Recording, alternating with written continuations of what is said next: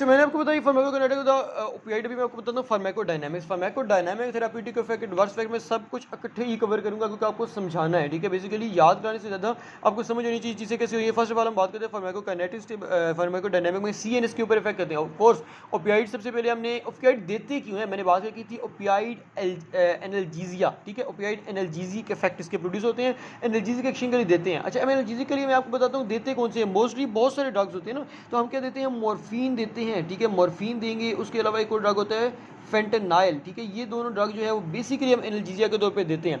अच्छा, अब एनाल्जीजिया कब देते हैं, यानी कि एक बंदे को सर का दर्द हो रहा है तो क्या हम उसको दे देंगे ओपियाइड? नो, हम उस वक्त तो नहीं देंगे। हम इसके लिए याद रखने के पेन, एनाल्जीजिया क्या होता है, पेन परसेप्शन, ठीक है। पेन कितनी तरह का होता है, पेन दो तरह का होता है, एक होता है इमोशनल पेन, एक सेंसरी पेन, ठीक है। ये दोनों के लिए इफेक्टिव है, लेकिन हम इमोशनल पेन के लिए ज़्यादा देते हैं, ठीक है, as compare to sensory. Effective दोनों के लिए, लेकिन हम देते ज़्यादा इमोशनल पेन के लिए, जिसका कॉमन यूज़ है वो याद रखने। उसके बाद ये मैंने दो ड्रग बताए। अब जो सेंसरी है उसमें भी कहाँ पे देते हैं, देखो, एक तो हम इंट्रा ऑपरेटिवली, जब हम इंट्रा ऑपरेटिवली यानी कि ऑपरेशन कर रहे होते हैं ना, तो उस वक्त हम दे सकते हैं। उसके अलावा अगर कार्डिक फेलियर हो जाता है तो उस वक्त भी हम दे सकते हैं, लेकिन याद रखने कि कार्डिक फेलियर ऐसा हो कि जिसके अंदर बहुत ज़्यादा सप्रेशन ना हो रही हो, वेजोडिलेशन ना हो रही हो, क्योंकि ये भी उसके अगेंस्ट मतलब प्रॉब्लम वहाँ पे काज कर सके, उस कंडीशन में नहीं देते, ठीक है। उसके अलावा हम कहते हैं प्री एनेस्थेटिक के तौर पर, ठीक है। प्री एनेस्थेटिक में हम बहुत सारी कम्बिनेशन करते हैं, उसमें एक ओपियाइड भी होता है, ठीक है। उसके अलावा इसको रीजनल एनेस्थीसिया, रीजनल एनेस्थीसिया अगर आपको याद हो तो मैंने आपको एक बात की थी फार्माकोकाइनेटिक के अंदर, ये एपिड्यूरल रूट के थ्रू देते हैं। एपिड्यूरल रूट का क्या होता है कि स्पाइनल ये नहीं देंगे ना, तो स्पाइनल जो और सुपर स्पाइनल पाथवे में रीजनल एनेस्थीसिया के तौर पे। तो एनाल्जेसिया में क्या हुआ, सबसे पहले मैंने बात की pain, intraoperatively, cardiac failure, pre anaesthetic और रीजनल, ये सारे इसके यूजेस होते हैं। अच्छा, अभी एक बात याद रखनी है कि इसकी टॉलरेंस जो होती है, आपको ये तो सिंपल मैं बता दूं, अभी पॉइंट जस्ट ऐड करना चाहूँगी, ओपियाइड की टॉलरेंस होती है, कैसे होती है मैं बाद में बताऊंगा, लेकिन अभी बताऊंगा सिंपल टॉलरेंस होती है। आपने याद रखना कि इंट्रा ऑपरेटिव इसकी बहुत जल्दी टॉलरेंस डेवलप हो जाती है। अगर आप उसको देते हो तो आप 2-3 घंटे में देखोगे टॉलरेंस इसकी डेवलप हो जाएगी। नॉर्मली आप दोगे तो इसकी कुछ मतलब टाइम लगता है, 1-2 वीक्स लगते हैं according to different kind of drugs, ठीक है। लेकिन जो है वो इंट्रा ऑपरेटिवली आपकी इसकी टॉलरेंस बहुत जल्दी ज़्यादा मतलब डेवलप होती है, क्योंकि वहाँ पर इसकी बहुत ज़्यादा रिक्वायरमेंट होती है, ठीक है। ये ओपियाइड एनाल्जेसिक है। उसके अलावा ओपियाइड को देखो यार, एडिक्शन क्यों यूज़ करते हैं, एडिक्शन जो होते हैं इसके यूज इसलिए करते हैं, यहाँ पे मैंने लिखा नहीं है, सॉरी मैं भूल गया हूँ, ईफोरिया, ठीक है। यूफोरिया इसका इफेक्ट होता है, जिसकी वजह से भी यूज़ करते हैं। यानी कि आप जब लिखोगे तो ऐसा बंदा समझता है कि मैं हवाओं में चल रहा हूँ, हर तरफ मुझे परियां नज़र आ रही हैं, ठीक है, मज़ा आ रहा है, ठीक है, मतलब वो जो है ना बिल्कुल बंदा उस सेंसेशन के अंदर चला जाता है। तो जब आप यूफोरिया आएगा, मज़ा आएगा, तो बंदा ज़्यादा लेना शुरू करता है। तो आपने क्या कहना है, आपने कहना है कि यूफोरिया के लिए हम इसको यूज़ करते होते हैं, ठीक है। मतलब सॉरी करते नहीं है, इसका अब्यूज़ है, ये इसका एडवर्स इफेक्ट है, वो उसका थेरेप्यूटिक इफेक्ट था, अभी यूफोरिया जो है इसका एडवर्स इफेक्ट है, ठीक है। तो यूफोरिया के लिए मतलब जो है इसकी मतलब उसकी होता है, जब यूफोरिया होता है तो रिजल्ट क्या होगा कि बंदा एडिक्ट हो जाएगा, ठीक है, ये इसका प्रॉब्लम आ जाता है। लेकिन ये डिस्फोरिया भी करते हैं, ठीक है। देखो दोनों अपोजिट चीज़ें हैं, यूफोरिया भी करते हैं, डिस्फोरिया। अब बात जो समझने वाली है, डिस्फोरिया कब करते हैं, डिस्फोरिया भी एडवर्स इफेक्ट कब करते हैं, अगर आपको पेन नहीं है, अब वैसे ही कोई बंदा ओपियाइड ले लेगा तो उसको डिस्फोरिया, डिस्फोरिया क्या होगा, यूफोरिया क्या होता है कि आपको मज़ा आ रहा है, आपको एंजॉय कर रहे हो, लेकिन डिस्फोरिया में क्या होगा, रेस्टलेसनेस होगी, आपको मेंटल, आपको सुकून नहीं होगा, ये चीज़ें आपको नजर आएंगी, ठीक है। ये मैंने इफेक्ट डाल लिया, दो इफेक्ट हो गए, एनाल्जेसिया हो गया, यूफोरिया का। फिर बात करते हैं सिडेशन की, ठीक है। ओपियाइड ऑफ कोर्स सिडेशन भी कहा करते हैं। देखो आप जब मैं सिंपल आपको कहूँगा, किसी को नशा करते हो आप देखो, नशेई जो होते हैं बेसिकली उनके क्या होता है, जो एडिक्ट्स होते हैं वो उनको सिडेशन होती है, ठीक है, उनको नींद आ रही होती है। और सिडेशन में आपने जो चीज़ याद रखनी है कि sedation effect is more common in the older people as compare to young people, ठीक है, कि बूढ़ों के अंदर सिडेशन ज़्यादा होती है एज कम्पेयर टू यंग लोगों के, ठीक है। ये आपने इफेक्ट बहुत ज़्यादा इसका याद रखना है, इसके अंदर बहुत इंपॉर्टेंट चीज़ है कि बूढ़ों में ज़्यादा होती है, यंग में कम होती है, तो बूढ़ों के अंदर डोज भी हमें उस हिसाब से एडजस्ट करनी पड़ेगी, ठीक है। तो सिडेशन का आपने देख लिया। फिर मैं बात करता हूँ कि एमएसए बीच रहने दे, तो फिर एनेस्थीसिया पर बात करते हैं, ठीक है। अच्छा, एनेस्थीसिया जो होता है ना, अभी सिडेशन मैंने जो बात की जस्ट इसका फार्माकोडायनामिक्स के अंदर तो आता है, लेकिन ना तो ये थेराप्यूटिक चीज़ है, ना ही एडवर्स इफेक्ट के तौर पे हम यूज़ करते हैं, ठीक है। अभी मैंने आपको एनेस्थीसिया बताया, अभी मैं आपको बताता हूँ एनेस्थीसिया। एनेस्थीसिया जो है ना, इसका हम कब देते हैं एनेस्थीसिया, पहले होता कौन कौन से है, दो ही ड्रग्स अपने याद रखनी है, सॉरी एक मिनट, दो ही ड्रग्स अपने याद रखने हैं इस चीज़ के अंदर, एक मॉर्फिन और एक फेंटेनाइल, जो कि मोस्ट कॉमन होते हैं, ठीक है। ये अपने याद रखने हैं कि जो फेंटेनाइल और मॉर्फिन, अच्छा फेंटेनाइल जो होता है, मॉर्फिन में डिफरेंस क्या है, ठीक है। जो फेंटेनाइल होता है ना, इट इज़ अ फिनाइल पपीरिडीन, ये फिनेंथेरीन नहीं है, यानी कि मैंने आपको स्ट्रक्चर बताया था ना, यहाँ पे ये देखो फिनेंथेरीन का, तो जो मॉर्फिन है फिनेंथेरीन है, लेकिन फेंटेनाइल फिनेंथेरीन नहीं होता, इस वजह से इसकी सिडेटिव एक्शन बहुत कम होता है, तो उसका ये एक फ़ायदा है, ठीक है, ये हम देते हैं। उसके अलावा एनाल्जेसिया हमने बात की कि एक और भी हमने आपका नाम लेता हूँ मेपिरिडीन, मेपेरिडीन के बारे में आपको पहले मैं थोड़ा सा बताऊं कि मेपेरिडीन क्या होता है। मेपेरिडीन जो है इसको हम पैथिडीन के नाम से भी आता है, मेपेरिडीन के नाम से भी आता है। मेपेरिडीन के लिए इंपॉर्टेंट बात ये आती है कि इससे टैकीकार्डिया होता है। नॉर्मली जो ओपियाइड होती है ये मैं आपको बताऊंगा सीवीएस में कि ब्रेकीकार्डिया करते हैं, लेकिन मेपेरिडीन टैकीकार्डिया करते हैं।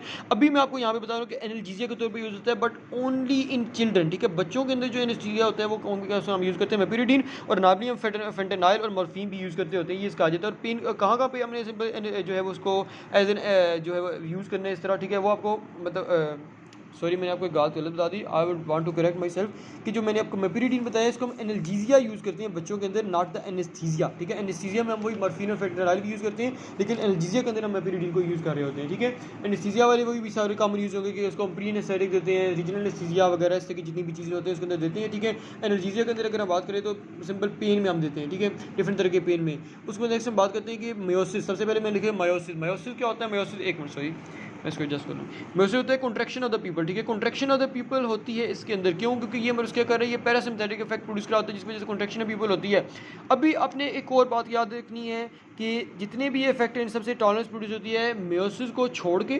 कॉन्स्टिपेशन, मायोसिस और कन्वर्जन, तीन चीज़ें होती हैं, MCC, मायोसिस, कॉन्स्टिपेशन, कन्वर्जन, इनके अगेंस्ट टॉलरेंस डेवलप नहीं होती। यानी कि अगर आपके बंदा आपके पास आता है वो ओपियाइड का टॉलरेंट हो गया, लेकिन आप उसकी आंखें देख के बता सकते हो कि ये बंदा जो है इसको मायोसिस अगर हुई है तो उसने ओपियाइड लिए हुए हैं, ठीक है, आपके देख सकते हो। ये इसके अंदर इफेक्ट के अंदर आ सकते हो। ये ना तो इसके जो है वो थेराप्यूटिक फेवल है, ना ही एडवर्स है, लेकिन मायोसिस फिर क्या है? मायोसिस एक डायग्नोस्टिक टेस्ट के तौर पर हम यूज़ करते हैं, ठीक है। मैंने बताया ना कि किस तरह। नेक्स्ट हम बात करते हैं एमेसिस। एमेसिस क्या होता है? Vomiting and nausea. Vomiting and nausea इसका इफेक्ट होता है, ठीक है, और ये बहुत ज़्यादा मतलब इसका कॉमन इफेक्ट होता है, ठीक है। अच्छा, ये क्यों होता है? देखो ये सीएनएस का इफेक्ट क्यों है? क्योंकि सीएनएस के अंदर एक होता है एरिया पोस्ट्रीमा, ठीक है, एरिया पोस्ट्रीमा के ऊपर इफेक्ट करता है, उसके अलावा vestibular area of the year दोनों के ऊपर इफेक्ट करके उसके थ्रू मैसेज करा सकता है। अभी ये मैसेज के अंदर जो बात याद रखने वाली है कि जो मैसेज होती है उसके टॉलरेंस कैसे डिवेलप, मैं आपको टॉलरेंस बता रहा हूँ ना साथ साथ। तो टॉलरेंस की केस जो है वो इतनी जल्दी डिवेलप नहीं होती, ठीक है। अगर टॉलरेंस डिवेलप हो जाती है उसके टॉलरेंस से रिकवरी जो होती है वो इससे मतलब जो है ना सॉरी टॉलरेंस इससे जल्दी डिवेलप हो जाती है, और टॉलरेंस की रिकवरी जो है वो भी इतना टाइम नहीं लगता। और एक जब रिकवर हो जाती है तो फिर अगेंस्ट टॉलरेंस डिवेलप होने में भी इसको टाइम लगता है, ठीक है। तो नेक्स्ट हम बात करते हैं उसके बाद जो है वो रिस्पिरेटरी डिप्रेशन, ठीक है। रिस्पिरेटरी डिप्रेशन जो है वो भी ये भी इसका सीएनएस से इफेक्ट आता है, ठीक है। रिस्पिरेटरी डिप्रेशन कैसे कराता है? दो तीन रीजन होते हैं, ठीक है। एक तो सिंपल हम देखो कार्बन डाइऑक्साइड का पार्शियल प्रेशर, जब कार्बन डाइऑक्साइड का पार्शियल प्रेशर सीएनएस के अंदर इंक्रीज करता है तो सीएनएस के इफेक्ट मतलब उसको डिटेक्ट कर लेते हैं, as a result respiratory depression कराता है। अब पार्शियल प्रेशर कार्बन डाइऑक्साइड क्यों इंक्रीज कर रहा है? इसकी रीजन ये है कि हमारे पास जब नॉर्मली क्या होता है इसकी वजह से जब हम ओपियाइड लेते हैं तो थोड़ी सी वेजोडाइलेशन होती है, TPR total peripheral resistance decrease करती है, टोटल पेरिफेरल रेजिस्टेंस डिक्रीज करती है तो ब्लड फ्लो कम होता है, कार्डियक डाइऑक्साइड का पार्शियल इंक्रीज करता है, रिस्पिरेटरी डिप्रेशन। दूसरी आ जाती है ट्रंकल स्पास्टिसिटी, ठीक है, कि जो ट्रंक के मसल्स होते हैं उनके अंदर स्पाज्म इंक्रीज हो जाता है जिसकी वजह से रिस्पिरेटरी डिप्रेशन होता है। जब ऐसी कंडीशन किसी बंदे को आपको देखो, अच्छा एक बात ये कि इसकी टॉलरेंस भी बहुत जल्दी डेवलप हो जाती है रिस्पिरेटरी डिप्रेशन की, ठीक है। लेकिन ऐसी कंडीशन अगर आपके पास आ जाए तो आपने करना क्या है? सबसे पहले आपने ओपियाइड फौरन से रोक देनी है, इसके एंटागोनिस्ट देने हैं जो कि ओपियाइड के होते हैं। ओपियाइड के एंटागोनिस्ट कौन कौन से होते हैं यहाँ पर मैं लिखूंगा। सबसे पहले देखो इसके एंटागोनिस्ट जो होते हैं नॉलोक्सिन होता है, ठीक है, उसके अलावा जो है वो नेलट्रॉक्सिन होता है, नेलट्रॉक्सिन होता है, ठीक है, नेलक्सिन होता है, उसके अलावा नेलमीफिन होता है, ठीक है। मतलब ये तीन मोस्ट कॉमन है। इसके अलावा एल्बुफिन होता है, एल्बुफिपान होता है, ठीक है, डिफरेंट तरीके से होते हैं, ठीक है, वो अपनी इसके एंटागोनिस्ट दे देनी है। उसके अलावा बेंजोडाइज़ेपिन जो होते हैं वो भी आप रिस्पिरेटरी डिप्रेशन के केस के अंदर यूज़ कर लेते हो, ठीक है। ये इसके मतलब जो हमारे रिस्पिरेटरी डिप्रेशन के अंदर हम यूज़ करते हैं। उसके अलावा ये भी है अगर के मतलब आपका मतलब देना भी लाजमी है और रिस्पिरेटरी डिप्रेशन भी हो रहा है, आप उसको स्टॉप कट ऑफ नहीं कर सकते तो फिर आप क्या करोगे? फिर आपने उस केस के अंदर मतलब यानी कि आप एक बंदा है ना, आपने उसको एनाल्जेसिया एक्शन उसके अंदर प्रोड्यूस करने एक रिस्पिरेटरी डिप्रेशन भी होगा तो उसके अंदर आप क्या करोगे? उसके अंदर आपने ओपियाइड देनी है, लेकिन साथ में जो है वो उसके अंदर न्यूरोमस्कुलर जंक्शन जो ब्लॉकर्स होते हैं, एनएमजे ब्लॉकर्स होते हैं दे दोगे। एनएमजे ब्लॉकर्स क्या करेंगे? सिंपल वहाँ पे स्पाज्म नहीं होने देंगे, ठीक है। कफ रिफ्लेक्स के बारे में बात करते हैं। कफ रिफ्लेक्स के अंदर जो है वो उसकी सप्रेशन कराता है। कफ रिफ्लेक्स की सप्रेशन कैसे कराते हैं कि सिंपल जो है देखो आप एक्शन को हर एक्शन को सप्रेस करा रहे हैं, कफ रिफ्लेक्स को सप्रेस कराते हैं। कफ के अंदर हम कौन कौन सी ड्रग यूज़ करते हैं मैं यहाँ पे नीचे लिख रहा हूँ, ठीक है। आप मतलब यहाँ से देख लो कफ रिफ्लेक्स है, ठीक है। कफ रिफ्लेक्स के अंदर हम जो है वो कोडीन यूज़ करते हैं, ठीक है। उसके अलावा जो है हम ऑक्सीकोडाइन यूज़ करते हैं, ऑक्सीकोडोन यूज़ करते हैं, ठीक है। उसके बाद कहते हैं डाई एक मिनट इसके अंदर एक मिनट इसको एडजस्ट करूँ, ठीक है। इसके अंदर जो हम यूज़ करते हैं डाईमेमॉर्फिन, ठीक है, डाईमेमॉर्फिन यूज़ करते हैं, ठीक है। उसके अलावा इसके अंदर हम यूज़ करते हैं लीवो जो है लीवोज़पॉक्सीफीन, ठीक है। ये 4 ड्रग याद रखो, ये सबसे इंपॉर्टेंट ये वाले हैं, ठीक है। उसके अलावा नेस्कोपीन वगैरह भी यूज़ करते हैं, लेकिन ये ज़्यादा है। अच्छा, अब ना जो आपको आपके यूज़फुल चीज़ है, एक मिनट, जो आपको क्लिनिकल लाइफ में हेल्प करने वाली चीज़ है वो ये बताने वाली है कि कफ वाले अब इतने ज़्यादा हम ये यूज़ नहीं करते, अब क्लिनिकल प्रैक्टिस के अंदर इतने ज़्यादा ये वाली चीज़ें यूज़ नहीं होती, क्योंकि इससे बेहतर आ गए इनकी। देखो इन सबसे अगेंस्ट थोड़ी सी टॉलरेंस भी है, डिपेंडेंस भी है, तो इस वजह से हम ये यूज़ नहीं करते। अब न्यू अच्छे एजेंट्स आ गए, जिस तरह हाइड्रोलिन सिरप होता है, नाम भी हम यूज़ करते हैं, और ये बहुत ही कम लोग देखते हैं। ये इन फार्मूला के साथ जो है वो इन फार्मूला के साथ हम यूज़ करें, ये बहुत ही कम होंगे, ठीक है। उसके नेक्स्ट हम बात करते हैं फिलहाल टेम्परेचर छोड़, तो स्लीप आर्किटेक्चर। ये स्लीप आर्किटेक्चर को डिस्टर्ब करते हैं। स्लीप के अंदर 2 चीज़ें होती हैं, एक होता है REM साइकिल होता है और एक होता है नॉन REM साइकिल, ठीक है। ये उन दोनों को डिस्टर्ब करता है, और एज ए रिजल्ट आप सिंपल कह लो कि स्लीप आर्किटेक्चर को भी डिस्टर्ब करता है। फिर हम टेम्परेचर के बारे में, इसके बारे में मैं आपको बाद में बताऊंगा, ठीक है। नेक्स्ट में इसके सारे इफेक्ट हो गए सीनेस वाले। फिर हम बात करते हैं इसके पेरिफेरल इफेक्ट्स कौन से होते हैं, ठीक है। पेरिफेरल आप क्या क्या होंगे, CVS के ऊपर ये क्या करेगा, ठीक है। देखो CVS के ऊपर जाएगा ना, तो ये सिंपल पहली बात है कि जितने भी हैं सारे के सारे ड्रग ब्रैडीकार्डिया कराते हैं, ठीक है, हार्ट रेट को स्लो कराते हैं। रीज़न क्या है, कैल्शियम चैनल ब्लॉकेज। जब कैल्शियम चैनल ब्लॉक होंगे तो ब्रैडीकार्डिया तो होगा, क्योंकि हार्ट का रेट स्लो होगा। लेकिन कुछ ड्रग ऐसे हैं जो कि टैकीकार्डिया भी कराते हैं। कौन कौन से 2 ड्रग्स आपने याद रखने, एक मेपिरिडीन या पैथिडीन एक ही ड्रग का नाम है, और दूसरा जो आ जाता है दैट इज द पेंटाजोसिन, ठीक है। पेंटाजोसिन और मेपिरिडीन 2 ड्रग हैं जो कि टैकीकार्डिया कराते हैं, बाकी सारे ब्रैडीकार्डिया। जब ब्रैडीकार्डिया होगा तो क्या हाइपोटेंशन होगी, हाइपोटेंशन होगी, लेकिन नॉर्मली नहीं होगी, ठीक है। ये कब होगी, जब बहुत ज़्यादा ब्रैडीकार्डिया का इफेक्ट प्रोड्यूस हो जाता है, सीवीएस की प्रिपरेशन बहुत ज़्यादा हो जाती है, तो उस केस में अंदर ये होता है हाइपोटेंशन वाला इफेक्ट, ठीक है। ये आपने याद रखना है। उसके बाद एक और यहाँ पे याद रखना है कि अगर जो है वो किसी बंदे को हेड इंजरी है तो उसके अंदर भी हम ओपियाइड नहीं देते, कॉन्ट्राइंडिकेटेड होते हैं। क्यों, इसकी रीज़न जो है वो सीवीएस के अंदर इंक्लूडेड होती है। मैं इसलिए आपको साथ साथ हर चीज़ यहीं पे कवर करता जा रहा हूँ, ठीक है। इसकी रीज़न ये होती है कि देखो अगर किसी को हेड इंजरी हुई है तो उसके ब्रेन के अंदर क्या होगा, उसका ब्लड रिलीज, मतलब उसका जो ब्लड वॉल्यूम है, आप ये कह लो कि नॉर्मली इंजरी हुई है, कम होगा, ठीक है। जब ब्लड वॉल्यूम कम होगा तो उस केस में अगर आप ओपियाइड देते हो ना, तो ये बहुत ज़्यादा वेजोडिलेशन करा देते हैं, ठीक है। और मतलब उससे यानी कि ब्रेडीकार्डिया वेजोडिलेशन होती है और वो हाइपरटेंशन होती है। अच्छा, अभी मैंने बात की कि वेजोडिलेशन का मैं बार बार बात कर रहा हूँ, क्यों वेजोडिलेशन होती है बात करते हैं। क्यों, क्योंकि हिस्टामिन रिलीज कराते हैं, ओपियाइड हिस्टामिन रिलीज करेंगे तो हिस्टामिन क्या करेगा, वेजोडिलेशन रिलीज कराएगा, तो टीपीआर टोटल पेरिफेरल रेजिस्टेंस कम होगी, ब्रैडीकार्डिया होगा तो हाइपरटेंशन होगी सेरिब्रल, अगर आपकी जो है वो वहाँ पर हाइपरटेंशन होगी तो हार्ट इंजरी के अंदर प्रॉब्लम आ जाएगा। क्यों, क्योंकि इंटरक्रेनियल प्रेशर भी राइज कर जाता है, ठीक है। यहाँ पे मैं मतलब सेरिब्रल इफेक्ट है, वैसे मैं यहाँ पे लिख रहा हूँ कि इंटरक्रेनियल प्रेशर जो है वो भी राइज कर जाता है, ठीक है, इसलिए हम नहीं देते। फिर हम जीआईटी के अंदर क्या इफेक्ट होता है, आमतौर पर बहुत ही कॉमन यूज़ होने वाले ओपियाइड, ये मतलब इतने कॉमन भी नहीं है लेकिन फिर भी कॉमनली हम इसको यूज़ करते हैं एंटी डायरियल एजेंट की वजह से। क्यों, क्योंकि जो है ये कॉन्स्टिपेशन कराते हैं, ठीक है। ये जीए की मोटिलिटी को डिक्रीज कराते हैं। जीए की मोटिलिटी को कैसे डिक्रीज कराते हैं, पहले बात करेंगे स्टोमक की जो सिक्रीशंस होती हैं उसको डिक्रीज कराते हैं, ठीक है। सिक्रीशन को डिक्रीज कराते हैं, मोटिलिटी को डिक्रीज कराते हैं, और जो हमारे पास होती है स्पास्टिसिटी मसल की उसको इंक्रीज कराते हैं, ठीक है। इस सारे एक्शन को मिला के इसके होता है कॉन्स्टिपेशन होती है।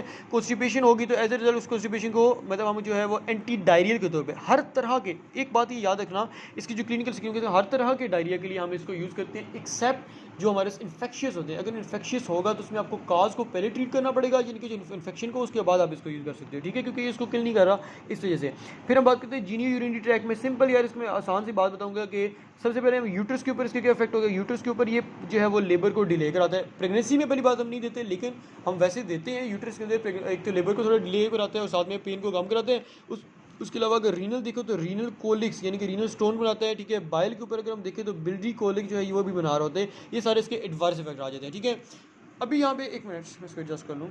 टेम्परेचर के बारे में अगर बात करते हैं, टेम्परेचर जो है वो हाइपोथर्मिया एंड हाइपरथर्मिया 2 कंडीशन होती है ना, एक होती है हाइपरथर्मिया होती है, एक होती है हाइपोथर्मिया और hyperthermia. Hyperthermia related to mu receptor और hypo related to kappa receptor, ठीक है।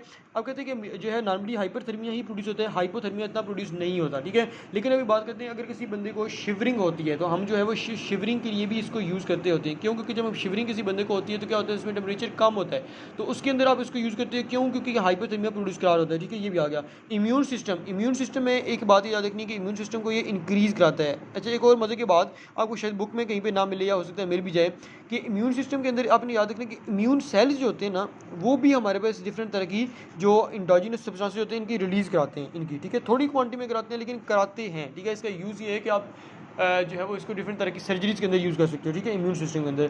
तो ये जो है बेसिकली मैंने आपको सारा अभी तक बताई बातें फार्माकोडायनामिक के। अभी लास्ट एक बताऊंगा आपको टॉलरेंस। इसके टॉलरेंस डेवलप हो जाती है, 4 रीज़न आपको याद कर लो, रट्टा लगा लो। समझाने का टाइम अगर आप समझाते हो तो मैं समझा देता हूँ। सिंपल बात है कि upper regulation of the CAMP receptor, ठीक है। इसके अगेंस्ट टॉलरेंस क्यों रिसेप्टर डेवलप होती है? क्योंकि CAMP रिसेप्टर ज़्यादा हो जाते हैं। देखो आप CAMP रिसेप्टर ज़्यादा हो गए तो एज रिजल्ट टॉलरेंस तो कोर्स डेवलप होगी ना। CAMP रिसेप्टर कौन सी है? CAMP रिसेप्टर वो हैं जो कि मतलब जी प्रोटीन कपल होते हैं ना रिसेप्टर ओपियाइड वाले, तो CAMP उसके अंदर है और रिसेप्टर ज़्यादा हो गए, टॉलरेंस डेवलप हो जाएगी। दूसरा failure of the receptor recycling. Receptor recycling क्या चीज़ होती है कि नॉर्मली हमारे पास एक ओपियाइड रिसेप्टर है, फॉर एग्जांपल यहाँ पे ओपियाइड रिसेप्टर एक पड़ा हुआ है ना, तो उस रिसेप्टर क्या होगा, वो इंडोसाइटोसिस होती है, उसके बाद दोबारा से यूज़ होता है, ठीक है। तो रिसेप्टर रिसाइकलिंग क्या होगी, नॉर्मली होती है ताकि पेन की परसेप्शन प्रॉपर्ली हो सके। मॉर्फिन जब हम देते हैं तो रिसेप्टर रिसाइकलिंग को बंद करा देते हैं, ऐसे जो पुराने रिसेप्टर होते हैं वो काम नहीं करते और जो है वो टॉलरेंस डेवलप हो जाए। लेकिन अपने याद रखें कि मॉर्फिन तो ऐसे करते हैं, लेकिन मेथाडीन जो होती है अगर हम दें तो मेथाडीन ऐसे रिसेप्टर रिसाइकलिंग के फेलियर नहीं कराता, इस वजह से मेथाडीन से टॉलरेंस नहीं होती, ठीक है। उस बाद delta receptor involve in the tolerance, ये भी है कि डेल्टा रिसेप्टर जो स्पेसिफिकली उनको देखा गया कि टॉलरेंस के अंदर मतलब जो इन्वॉल्व होते हैं, ठीक है। ये चीज़ आपके देख लो। उस बाद रिसेप्टर अनकपलिंग। रिसेप्टर अनकपलिंग क्या है? देखो यार पूरा एक मतलब बताया, यहाँ पे जी प्रोटीन होता है, जी प्रोटीन से अंदर जाके वो CAMP के मतलब वो होता है फॉस्फोलिपिड्स होते हैं, या फिर जो CAMP वो क्या कहते हैं कि एडिनाइल साइक्लेसिस होते हैं, ठीक है, वो होते हैं। तो ये उनके दरमियान यहाँ पे क्या करते हैं, बैरियर के तौर पे, यानी कि उनकी जो है अनकपलिंग कराते हैं, ये चीज़ें आ जाती हैं। एक लास्ट चीज़ जो मैं आपको एक लेक्चर के अंदर बताना चाहूँगा वो क्या है, वो है ओपियाइड रोटेशन की, ठीक है। ओपियाइड रोटेशन क्या होता है? ओपियाइड रोटेशन सिंपल ही चीज़ होती है कि अगर आप एक ड्रग लेते हो तो उससे तो एक टॉलरेंस डेवलप हो जाती है, जैसे कि मैंने अभी आपको बताया। तो आप क्या करोगे, आप उसको अवॉइड करोगे। अवॉइड कैसे करोगे? देखो इनकम्प्लीट या पार्शियल टॉलरेंस होती है, कंप्लीट टॉलरेंस नहीं होती, आप उसको अवॉइड करोगे कैसे? मैंने आपको अभी एक बात बताई कि मेथाडोन से इतनी टॉलरेंस नहीं होती। अभी हम पहली बात है कौन बंदा लेगा, देखो या तो अब्यूजर्स लेते हैं या फिर कीमोथेरापी के पेशेंट में हम देते हैं। कीमोथेरापी में यूज़ करेंगे क्योंकि अब्यूजर के अंदर तो ऑफकोर्स कोई नहीं करना ना हमने यूज़, ठीक है। तो अब सबसे पहले एक बंदा मॉर्फिन ले रहा है अगर, तो मॉर्फिन को, ठीक है, 2 से 3 वीक वो मॉर्फिन लेगा, फिर हम उसको कहते हैं कि अब ड्रग तुम चेंज कर दे, मेथाडोन, ठीक है।